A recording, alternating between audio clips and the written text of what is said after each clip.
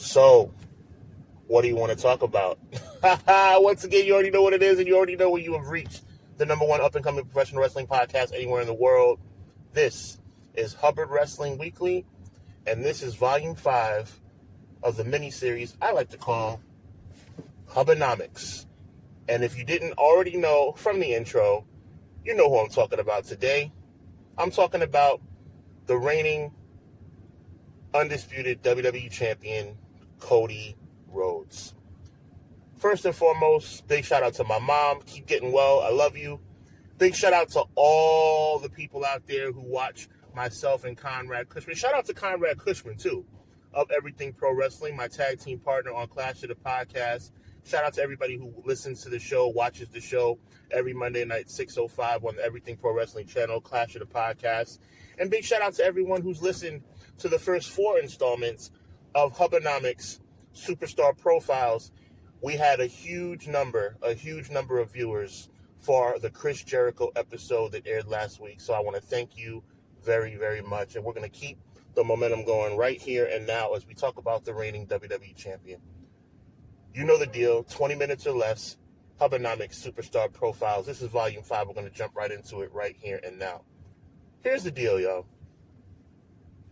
This past April, Cody Rhodes became the undisputed WWE champion.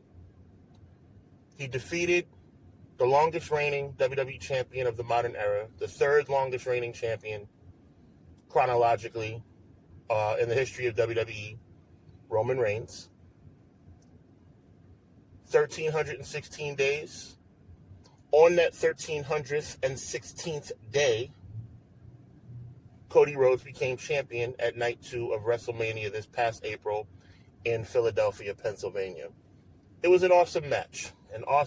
Let's jump right into it, all right?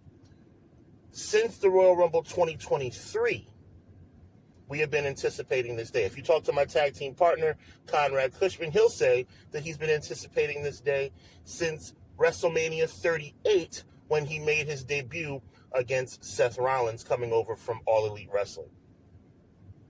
So now we fast forward a year and a half, 2 years, where Cody Rhodes is now the WWE champion. We all thought he would win back at WrestleMania 39, except me. I predicted that he would lose, and I was right. Now Cody Rhodes has come full circle, winning his second consecutive Royal Rumble, and now has successfully challenged Roman Reigns and defeated him for the championship. Everybody went crazy. Everybody was super excited. I got it right at WrestleMania 39, saying he would lose. I got it wrong at WrestleMania 40, saying he would lose. I thought that Roman Reigns would retain again. I was wrong. But my God, it's not that you can say that WWE didn't get it right in that moment, right? In that moment is the key. Now, I'm going to get there in a minute. At WrestleMania 40, Roman Reigns, the most dominant champion probably in history outside of San Martino, comes out with The Rock on night 1. They beat Seth freaking Rollins, by the way, the MVP of WrestleMania 40, Seth freaking Rollins. Shout out to him. Get well soon. They get Bloodline rules for night 2. Jey Uso comes out. Jimmy Uso comes out. Solo Sikoa comes out. Here comes John Cena, for goodness sake. Here comes The Rock. Here comes the freaking Undertaker. Epic match. Epic night. 100%. A little bit too much gaga for me when Triple H comes out and gives him a big hug. Shout out to my guy, Derek. He feels the same way I do. A little bit too much lovey-dovey crap, but it is what it is. WWE got it right, I guess. But now, here we stand 2 months later, 3 months later. Cody Rhodes has successfully defended against AJ Styles at Backlash. Cody Rhodes has successfully defended against Logan Paul at King and Queen of the Ring. And now he has an I Quit match where he will, this is Tuesday, June 11th, 2024. I'm predicting in advance, 100% with a surety, just like I did on Clash of the Podcast, Monday night, 6:05 with Conrad Cushman, that he will definitely successfully retain against AJ Styles in the I Quit match at Clash at the Castle. So where does that leave us, guys? Where does that leave us? To me, Cody Rhodes' championship reign has been mid. Oh, yes. He comes out and everybody sings his song. Adrenaline in my soul. Blah, blah, blah, blah. Cody Rhodes. Whatever the lyrics are. Who cares?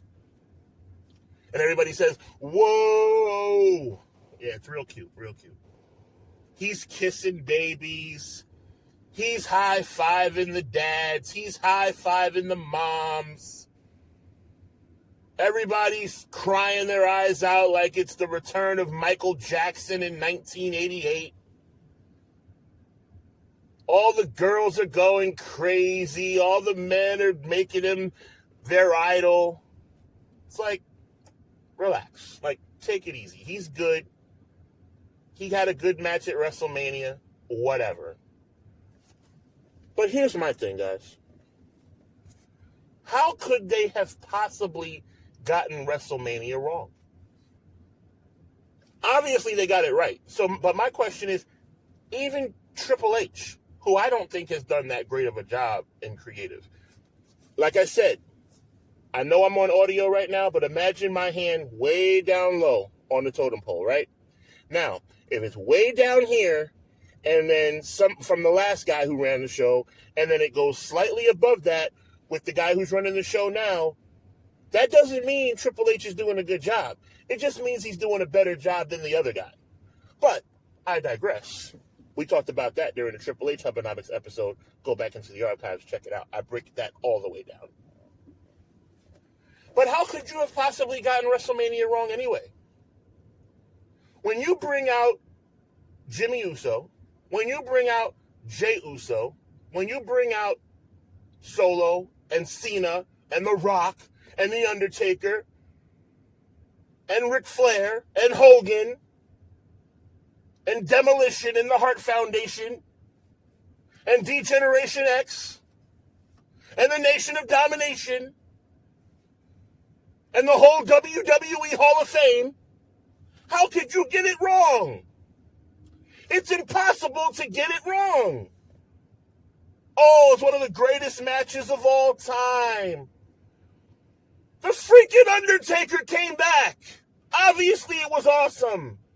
How could it not be awesome? The Rock and Cena went face to face. Obviously, it's going to be awesome. How could it not be awesome? I could have wrote that.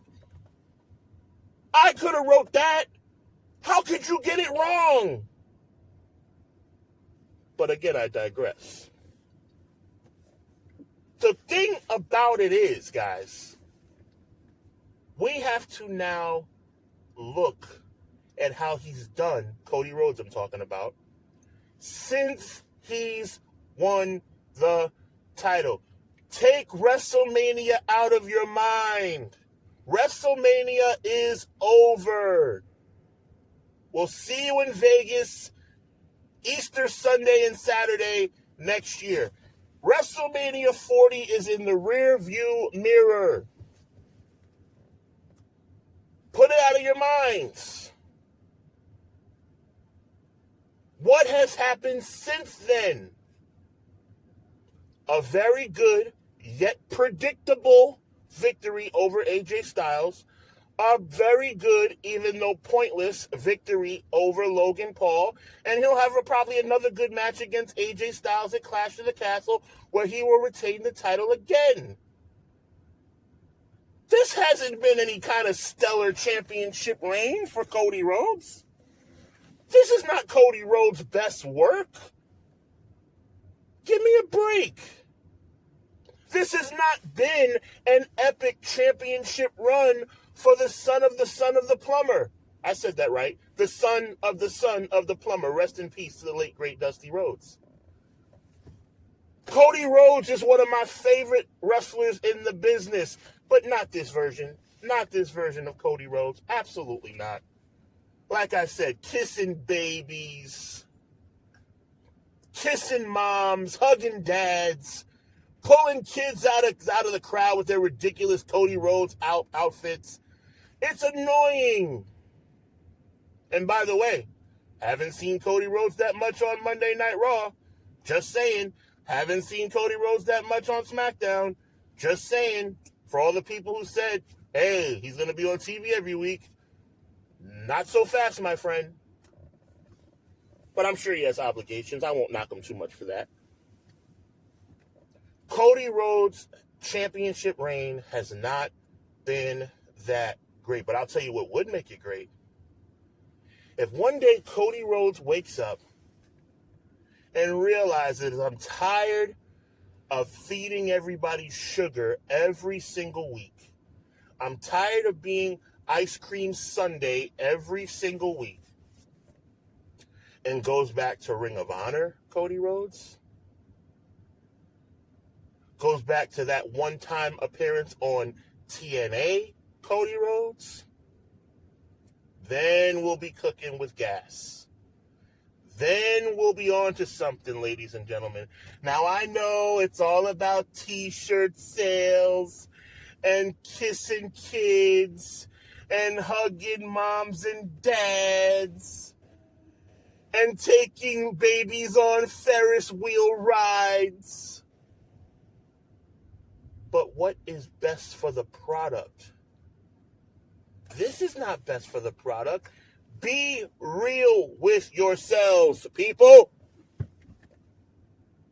This run of Cody Rhodes as WWE champion hasn't been that great. It just hasn't. I'm not hating on the guy. He's a tremendous wrestling talent. He will probably be a Hall of Famer. I think he's more of a Hall of Famer for what he's done outside of WWE, but that's just my opinion. But let's be real, this championship reign has not been spectacular by any means. By any means. As it pertains to WWE, obviously I don't think he's been better than Roman Reigns, and I don't even think he's been better than Seth Rollins. I don't. I think Seth Rollins as a champion performed better than Cody Rhodes as it relates to week-to-week product on television. Point blank, period. They're pulling stuff out the hat. AJ Styles all of a sudden morphs into Mark Henry from years ago, wearing the same stupid suit, except in a slightly different pastel color. I don't know, whatever. Makes no sense to me. You know, recycling storylines just to make Cody Rhodes relevant. And let's be real, guys. Let's be real. It's not going to get exciting again until Roman Reigns comes back. It's not going to get exciting again until The Rock comes back. So my question to you is, ladies and gentlemen, and I want you to be real, leave your comments, leave your statements, whatever it may be. Your opinions are welcome. If it's not going to get exciting again until The Rock comes back, if it's not going to get exciting again until Roman Reigns comes back, then what does that say about Cody Rhodes? Because that's what this whole thing has been about. Ever since The Rock shook Cody Rhodes' hand in the middle of the ring and they awkwardly exchanged championships the night after Raw for whatever reason, I don't know, whatever. And The Rock put a watch or a stopwatch or whatever in Cody Rhodes' hand. The anticipation has been for one thing and one thing only, and that is the return of The Rock and the return of Roman Reigns. Now, I don't know how many runs Rock has in him. Rock has already proved me wrong. Big shout out to The Rock. I was wrong. I thought you'd never come back. You came back. You did well. And now you're going to come back again. That's dope. Respect to The Rock. But I don't know how many more runs The Rock has in him. Rock is probably going to come back in the summer. It's going to lead to a WrestleMania match, possibly. Roman Reigns is coming back in the summer. The Bloodline thing's going on. And then probably another run at the title, or maybe Roman Reigns wins the Royal Rumble. Who knows? I don't know. But my point about Cody Rhodes is, if all the anticipation and all the excitement is based around what's going to happen when The Rock and Roman Reigns come back, what does that say about Cody Rhodes? What does that say about Cody Rhodes? It's just like at WrestleMania 6. Oh, yes, I'm talking about WrestleMania 6. April 1st, 1990. By the way, look back in the archives. Conrad and I do a really good retrospective of WrestleMania 6. Hulk Hogan, don't care how I feel about him now. Doesn't matter how I feel about him now. That's not the point. We're talking about 1990.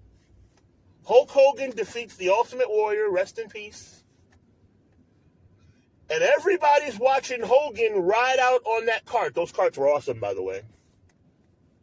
Watching Hogan walk out or ride out on those carts instead of watching the Warrior in the ring. Do you know why? Because nobody cared. Oh, yeah, there were a couple of Ultimate Warrior fans going crazy. A couple of Ultimate Warrior fans with their stupid face paint. Okay, whatever. But everybody was waiting to see what would happen when Hogan came back. Hogan didn't go on hiatus, but my point is, see what happened with Hogan, because everybody knew Hogan was the man, even if the Warrior won the match. Fast forward 35 years, 36, 37 years, it's the same thing. Yeah, Cody won at WrestleMania, but people know Roman is the man. And you're starting to feel it now, because let me tell you something, brother. SmackDown has been trash lately. Bloodline 2.0 ain't working. Seeing Kevin Owens, as much as I like Kevin Owens, but seeing Kevin Owens get beat up by the Bloodline every week, it ain't working. On Monday Night Raw, we're watching Braun Strowman chase Judgment Day through the arena for 4 segments. Braun Breaker spearing everybody, even though he's growing on me a little bit. Taking out Ricochet. Good luck to Ricochet. See you in AEW. The Cody Rhodes era hasn't been that great. I'm just saying. So the question is, remember, 20 minutes or less, that's the whole selling point on HUBBanomics, so wrapping it up.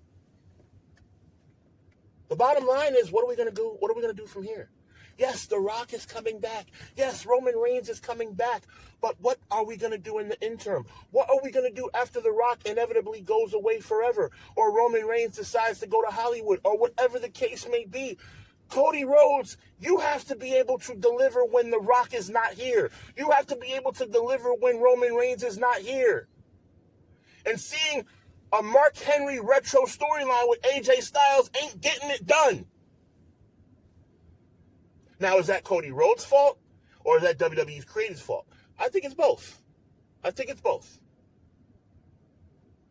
Probably even more so creative. So I won't give Cody Rhodes a hard time for that. But his promos need to improve. His character needs to improve. Or we're going to look back at this title reign and we're going to remember it for one night. Literally one night. And that's the night that The Rock and John Cena and the Usos and Solo and The Undertaker came out for a big night and a big celebration. And then maybe not so great of a title reign following. So that's it, y'all. That's it. I just want it to be better. Cody Rhodes is a talented athlete. I know my hope for him to turn heel is probably unrealistic because he's so over with the kids. And there is a blueprint for being able to pull that off because John Cena did it. But we just have to wait and see. So, with that being said, my name is Sean Hubbard. This is HUBBanomics Volume 5. Check us out, me and Conrad, 6:05 Eastern, Monday night on Clash of the Podcast. God bless. Be encouraged. Evil never prevails.